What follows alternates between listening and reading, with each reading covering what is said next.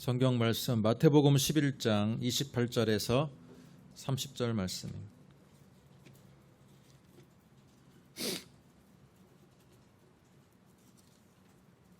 마태복음 11장 28절에서 30절 말씀.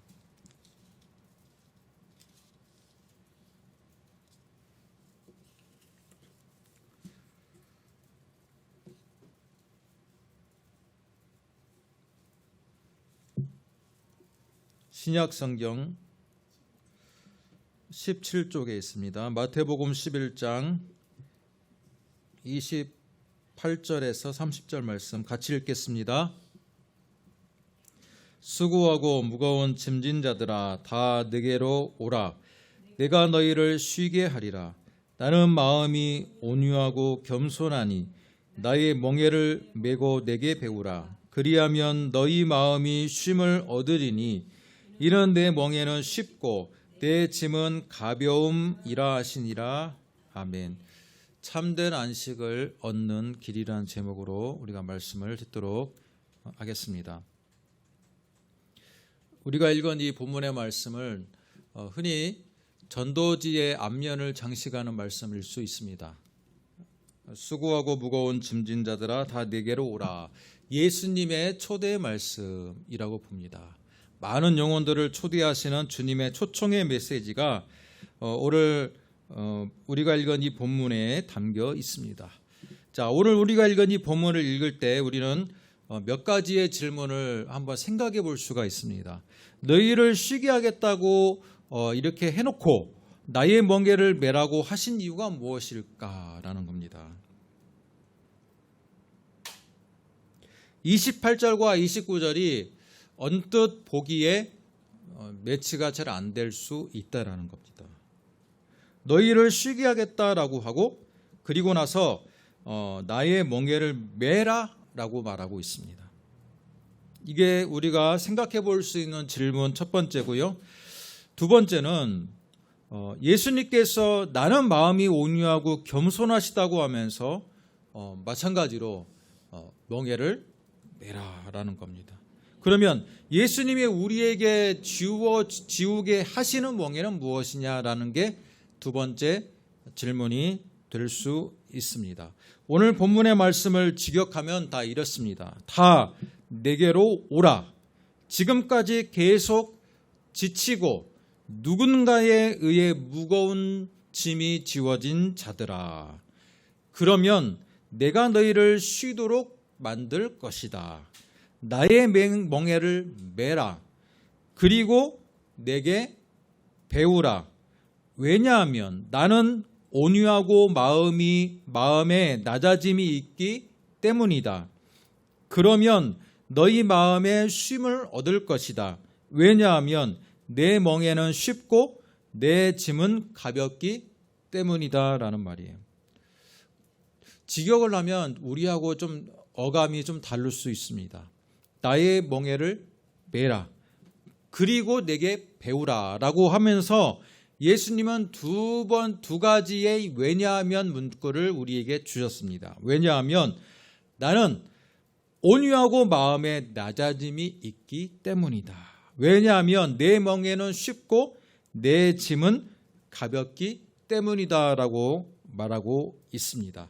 여기서 우리가 먼저 생각해 봐야 될 점은 뭐냐면 수고하고 무거운 짐진 자들아 라는 말이에요. 수고하고 무거운 짐진 자들은 분명히 예수님이 지금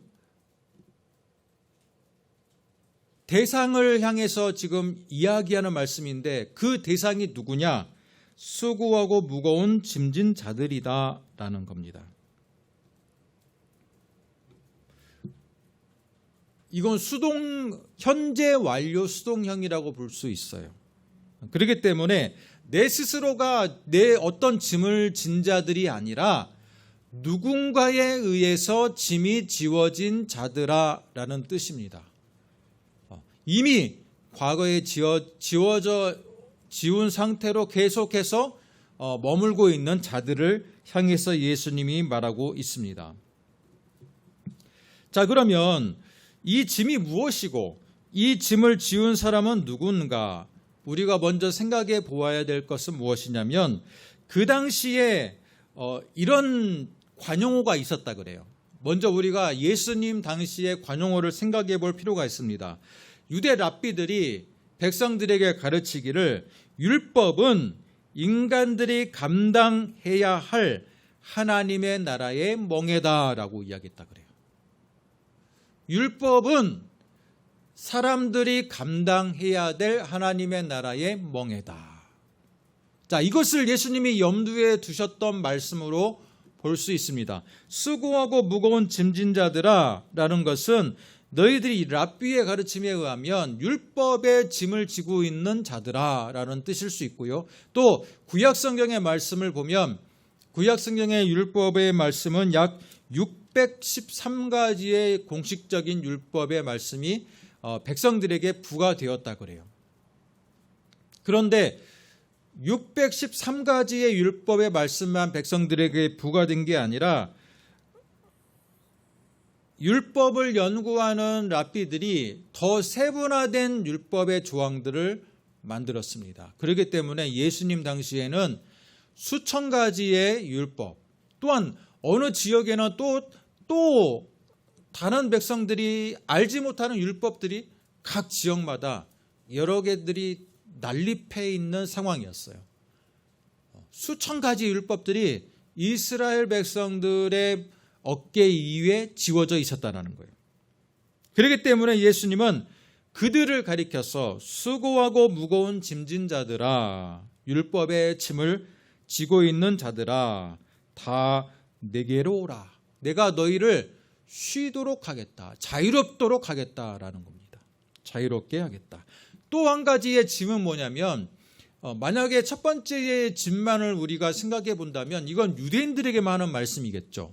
그러나 두 번째 짐은 뭐냐면 사탄이 모든 인간들에게 지게 하는 죄의 짐이라고 볼 수 있습니다. 사단은 우리의 의지와 상관없이 죄의 짐을 우리에게 안겨주었어요. 그렇기 때문에 예수님은 유대인들뿐만 아니라 예수님을 찾는 모든 이방인들, 모든 백성들을 가리켜서 수고하고 무거운 짐을 진 자들아 라고 이렇게 말하고 있는 것입니다. 다 내게로 오면 그 너희들이 지고 있는 짐을 내가 쉬도록 하겠다라는 것입니다. 자, 그러면 이 사단이 지은 무거운 짐의 무게는 얼마만큼이나 될까요? 갈라디아서 5장 1절을 보면 그리스도께서 우리를 자유롭게 하시려고 자유를 주셨으니 그러므로 굳건하게 서서 다시는 종의 멍에를 매지 말라라고 말하고 있습니다. 똑같이 지금 표현하고 있어요. 뭐냐면 우리에게 그리스도께서 이 땅에 오신 목적이 우리를 자유를 주기 위해서 이 땅에 오셨는데 그렇기 때문에 너희들은 종의 멍에를 다시는 매지 말아라 라고 말하고 있습니다. 율법의 멍에, 죄의 멍에를 똑같이 지금 사도 바울은 갈라디아서 5장 1절을 통해서 이야기하고 있다라는 겁니다. 자, 그러면 우리가 지고 있는 이 죄의 무게를 한번 생각해 볼 필요가 있습니다. 어떤 분들은 교회를 출석하면 우리가 다 죄의 멍에를 벗어버리는 것이 아닙니까? 그런데 우리가 무슨 매일마다 죄의 멍에를 진다고 하십니까? 라고 질문할 수 있어요. 우리가 물살을 한번 예를 들어보겠습니다. 물살을 따라서 가는 종이배는 어때요? 물살을 따라서 가는 종이배는 동력이 없어도 굉장히 물살의 속도에 맞추어서 움직일 수가 있습니다. 하지만 물살을 거슬러 올라가려고 하는 순간부터는 그 물살이 얼마나 극복하기 힘든 것인지는 수영을 좀 해본 사람이면 알 거라고 생각합니다.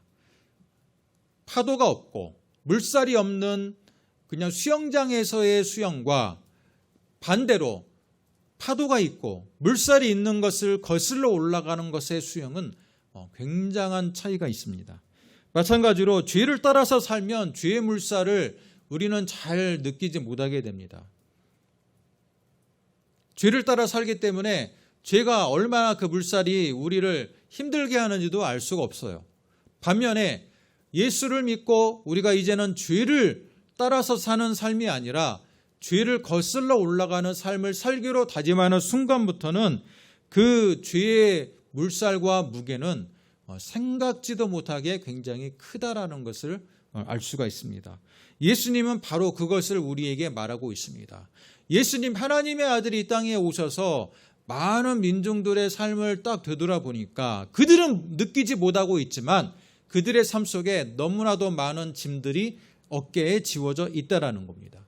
유대인들에게는 알 수 없는 여러 가지의 많은 율법의 무게들이 지워져 있고 이방인들에게는 하나님을 알지 못한 그 죄로 인해서 나오는 엄청난 많은 죄의 무게들이 그들의 어깨 위에 올려져 있다라는 것을 예수님은 발견하고 계시다는 거예요. 우리가 일주일 동안의 삶을 살아올 때에도 마찬가지입니다. 얼마나 큰 영적인 전쟁을 우리가 하고 이 자리에 와 있는지 우리가 한번 생각해 볼 필요가 있습니다. 영적인 눈으로 본다면 교회에 나오는 모습이 겉으로는 잘 차려입고 잘 정돈한 모습으로 깔끔한 모습으로 나와서 앉아있지만 실제로 영적인 눈으로 본다면 우리의 육신과 우리의 영적인 그 모습은 굉장히 많은 짐들에 의해서 눌려져 나온 상태로 올 수 있다라는 겁니다.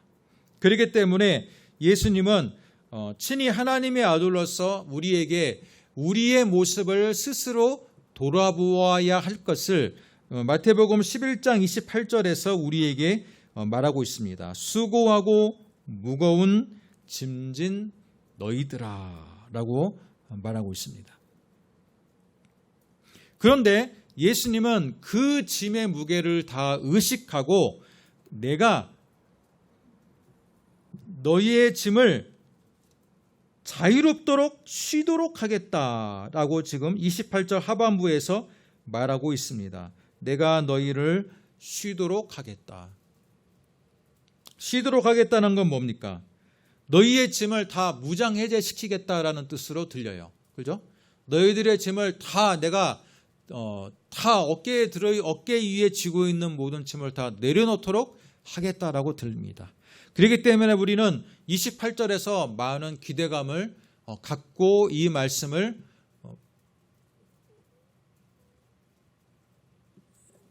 접할 수가 있는 거예요. 29절로 하지만 29절을 보면요.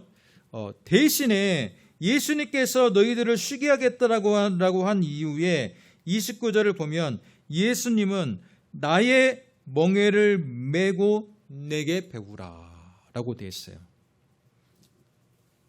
제가 이 본문의 부분들을 원문에 보면 뭐라고 이야기했습니까? 나의 멍에를 메라. 그리고 내게 배우라. 왜냐하면 나는 온유하고 마음에 낮아짐이 있기 때문이다. 그리하면 너희 마음이 쉼을 얻을 것이다. 왜냐하면 내 멍에는 쉽고 내 짐은 가볍기 때문이다 라고 예수님이 말씀해 주셨어요. 그렇기 때문에 여러분 11장 28절만 보면 굉장히 많은 사람들에게 위로가 되고 소망이 되는 말씀인데 29절의 말씀에 너희들이 지고 있는 짐을 내가 다 내려놓도록 하겠다. 반면에 내가 메고 있는 멍에를 너희들에게 같이 분담하도록 하겠다라는 말이에요. 나의 멍에를 메라 그리고 배우라 라고 예수님이 29절에서 두 가지의 명령형으로 우리에게 요청을 하고 있다라는 겁니다. 그렇다면 28절에 지고 있는 짐과 29절에서 예수님에 의해서 내가 예수님을 믿는 순간 지게 되는 짐은 과연 어떤 차이일까요? 그리고 예수님은 이 두 가지 방법 외에는 다른 방법을 언급하지 않았다라는 것을 우리가 한번 생각해 볼 필요가 있습니다. 이게 바로 인간이 맞이하고 있는 실존이에요. 인간의 현실적인 존재의 영적인 모습이에요. 인간은 태어나는 순간부터 짐을 안 질 수가 없는 존재로 태어났다는 거예요. 다만 무슨 짐을 지고 있느냐의 문제일 뿐이지 실제로는 인간은 태어나는 순간부터 짐을 질 수밖에 없는 인생을 갖고 태어났다는 거예요. 이게 바로 예수님이 우리 인생을 바라보는 관점이에요. 하나님의 아들이 많은 이 세상의 삶을 사랑하는 인생들을 돌아보니까 결국은 짐을 지고 살아가는 인생이라는 거예요. 다만 율법의 수천 가지의 짐을 지고 있느냐 아니면 죄의 짐을 지고 있느냐, 이 한 부분과 또 한 부분은 예수님을 믿음으로 인해서 예수님과 함께 짐을 질 것이냐의 문제, 둘 중 하나의 선택의 문제이지 제3의 길은 없다라고 말하고 있어요. 그게 바로 우리 인생의, 하나님의 아들이 바라본 우리 인생의 실존적인 모습이에요.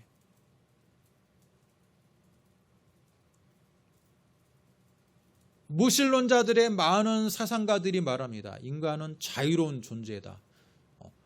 하다못해 무정부주의자들도 있어요. 정부조차도 인간을 억압하기 때문에 우리는 정부조차도 필요 없다라고 생각하는 자들. 또 락스타들이 이야기합니다. 철저한 자유, 완전한 자유를 노래를 해요. 그러나 그 속에서도 그들의 마음속에도 이미 환경과 또 사상과 문화의 짐들은 흔적으로 남아 있어요. 인간은 인간으로 태어나는 순간부터 많은 문화의 짐을 지고 살아갈 수밖에 없는 존재라는 거예요. 시대의 아들이라는 말이 있어요.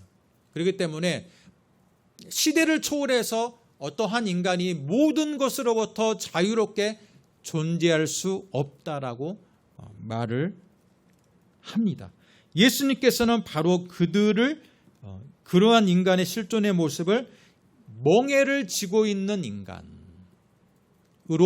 표현하고 있어요. 자, 그러면 멍에가 뭡니까? 이건 철저한 농사 환경 속에서 나오는 용어인데, 소를, 그 당시는 소가 뭡니까? 농사를 짓는 중요한 역할을 하는 동물이었어요. 지금으로 말하면 경운기, 트랙터, 여러 가지 그런 역할을 하는 건데, 자, 소와 그 밭에 있는 농기구를 연결하는 도구가 필요할까요? 필요하지 않을까요? 필요하죠. 소의 힘을 활용해 가지고 농사를 짓기 위해서는 소와 농기구를 연결하는 나무 틀이 필요해요. 그 나무 틀이 바로 멍에라는 단어예요. 소의 등 위에 딱 올려가지고 그 농기구와 소의 소를 연결하는 나무 틀이 바로 멍에예요. 그런데 우리나라 같은 경우는 그래도 땅이 비옥한 나라이고 뿐만 아니라 자갈과 돌을 옛날부터 많이 제거한 환경에서 농사를 지었어요. 그렇기 때문에 우리나라에서는 대부분 그 소를, 멍에를 맬 때 소 한 마리에다가 멍에를 맨다 그래요.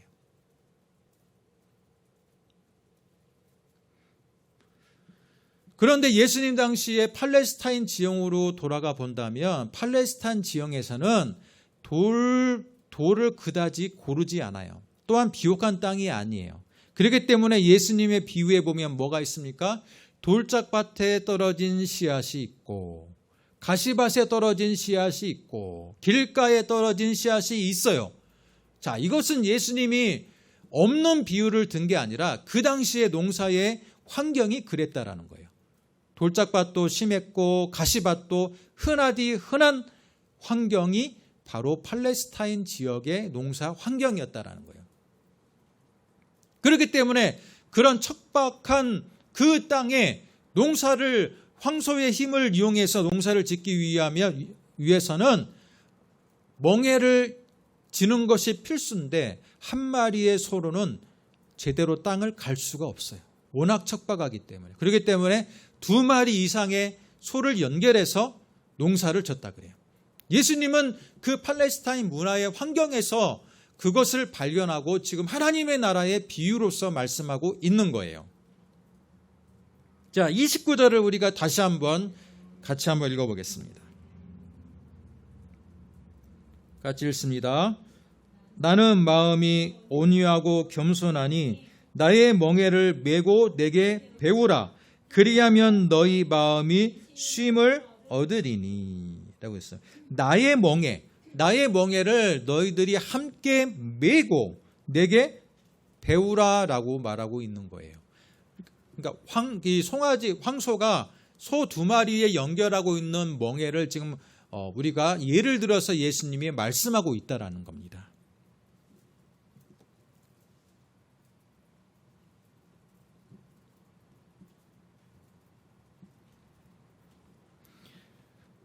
예수님께서 율법의 멍에, 죄의 멍에에서 우리를 해방시키신 후에 우리에게 다시 주님이 주시는 멍에를 지금 권유하고 있다라는 거예요. 어떤 분은 그래요. 그게 복이기 때문에 그렇다. 예수님과 멍에를 메고 가는 게 복이기 때문에 그렇다. 여러분, 그 복의 문제는 2차적인 문제고요. 그보다는 예수님의 멍에를 쓰고 가지 않고서는 예수님과 동행하는 삶을 살 수 없기 때문에 그렇다라고 저는 봅니다. 이 본문의 1차적인 목적은 뭐냐면 우리가 예수님을 믿는 신앙생활은 바로 예수님과 함께 멍에를 쓰고 가는 생활이라는 거예요.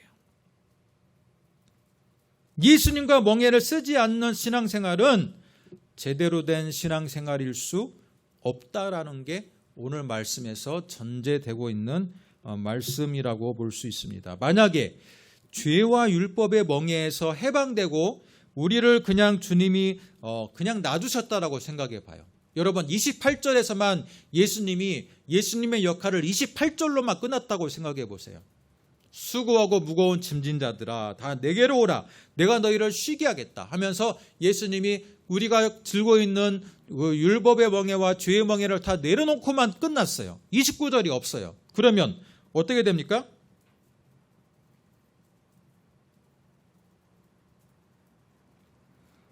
(29절이) 없어요. 광야의 출애굽 유대인들을 한번 생각해 보세요. 광야의 유대인들이 출애굽을 통해 가지고 자유가 주어졌어요. 광야에서의 자유 생활을 누렸어요. 그러나 광야의 그 어려운 환경이 닥칠 때마다 그들은 어떻게 했습니까? 과거 애굽의 노예 생활을 그리워했어요. 애굽에서는 적어도 먹을 것이 풍족했다. 과거의 삶에 다시 매이기를 희망했다라는 거예요. 사람은 그런 존재예요. 만약에 28절로서만 예수님의 역할이 끝났다면 예수님의 역할이 끝났다면 다시 백성들은 과거의 무거운 짐진 어깨에 무거운 율법과 죄의 무게를 짐진 그 생활을 그리워할 거예요. 다시 옛날의 상태로 돌아갈 거예요. 주님이 그런 인간의 연약성을 아시고 너희들을 쉬게 하겠다라고 한 후에 이제는 나와 함께 멍에를 매자. 나와 함께 멍에를 매자. 다시 한번 팔레스타인 환경으로 돌아가 본다면 소 2마리에다가 멍에를 맸을 때 그 당시에 농사의 관습이 뭐냐면 굉장히 익숙한 농사를 많이 멍에를 접은 황소를 한 마리를 반드시 멍에 매게 한다는 거예요. 왜? 두 소가 만약에 제대로 농사를 접은 적도 없고 멍에를 접은 적도 없는 소를 2마리를 이어두면 어떻게 됩니까? 서로 자기 갈 길을 가려하겠죠. 자기 갈 길로 가려고 하니까 제대로 이 농기구를 갈 수가 없어요. 그렇기 때문에 한 소는 좀 미숙한 소, 약간 미숙한 소를 얹으더라도 분명히 한 손은 어떻게 합니까?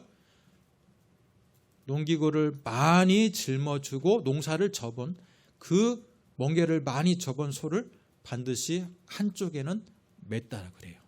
예수님은 그 당시에 이 농사의 이 풍경을 다 아시고 오늘 본문의 말씀을 주셨어요.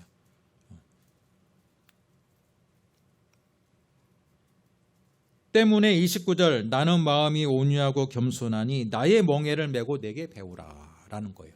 너희들이 내 옆에서 함께 멍에를 메고 갈 때 너희들이 익숙하지 않아서 다른 길로 가고 제대로 힘을 발휘하지 못하고 또 너무나도 실수를 많이 할지라도 나는 어떻다? 마음이 온유하고 겸손하기 때문에 너희들의 실수를 내가 다 이해하고 용인하고 내가 함께 멍에를 치고 살아가겠다라는 거예요. 그렇기 때문에 예수님을 믿고 사는 삶은 예수님과 함께 멍에를 매는 삶인데 예수님을 믿은 이후에도 우리가 실수를 하지 않느냐? 그렇지 않다라는 거예요. 다 실수를 해요.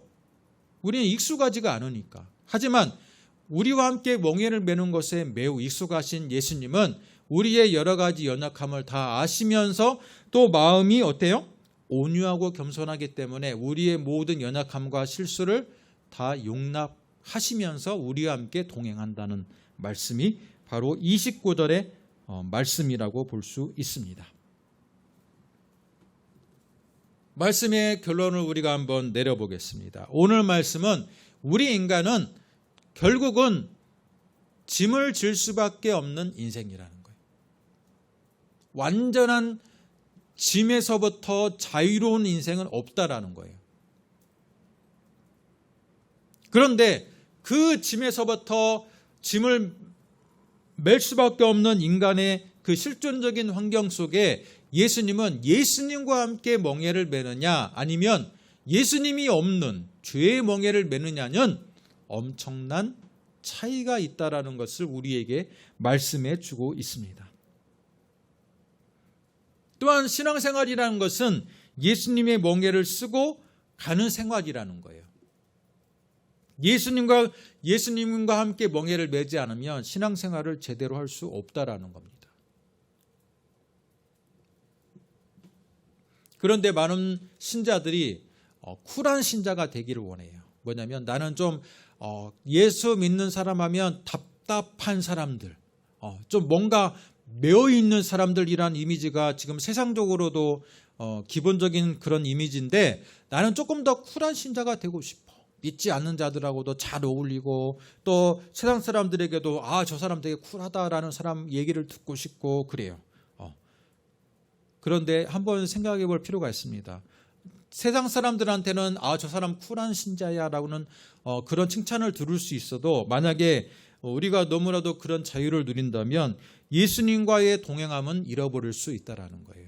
예수님이 우리와 함께 멍에를 매는 삶은 분명히 우리에게 신앙생활 신자로서의 주어져 있는 책임을 우리한테 묻고 있다는 겁니다.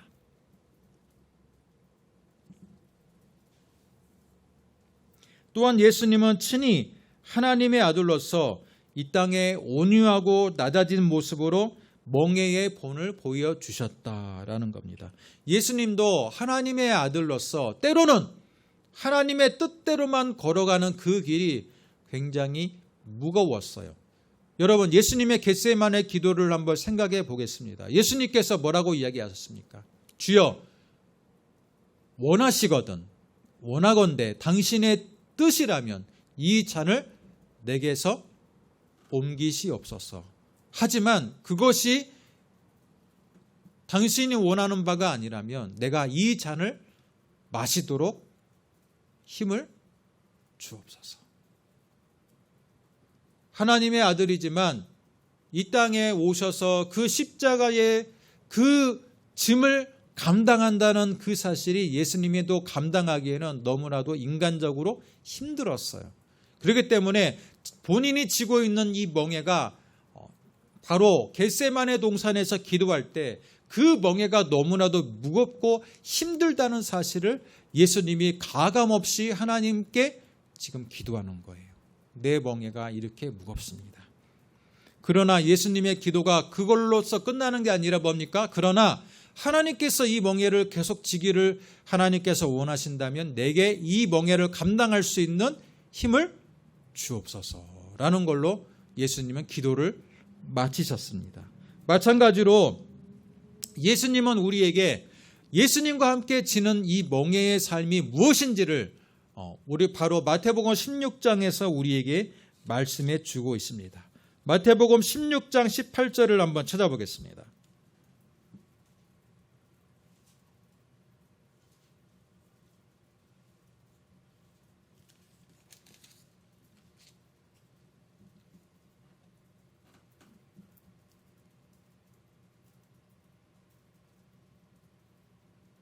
자, 마태복음 16장 18절 19절 같이 읽습니다. 18절 19절 또 내가 내게 이르노니 너는 베드로라 내가 이 반석 위에 내 교회를 세우리니 음부의 권세가 이기지 못하리라. 내가 천국 역사를 내게 주리니 내 땅에서 무엇이든지 매면 하늘에서 매일 것이요 내가 땅에서 무엇이든지 풀면 하늘에서 풀리리라 하시고 라고 되어 있습니다. 자, 그러면서 예수님께서 지금 베드로의 신앙 고백을 굉장히 칭찬하셨어요. 그러면서 예수님께서 이 복음서 마태복음 16장은요, 예수님이 교회라는 단어를 맨 처음으로 공생의 사역 기간 동안에 언급한 바로 그 장면이에요. 예수님이 교회란 말을 남발하지 않으셨어요. 교회라는 것을 정말 예수님께서 공생의 사역 가운데 몇 번 말씀하지 않으셨는데 맨 처음으로 말하는 게 베드로의 신앙 고백 위에서 세웠어요. 그 말씀을 해 주셨다라는 거예요. 자, 그러면서 16장 좀 더 하반부를 보겠습니다. 24절 말씀을 같이 읽습니다.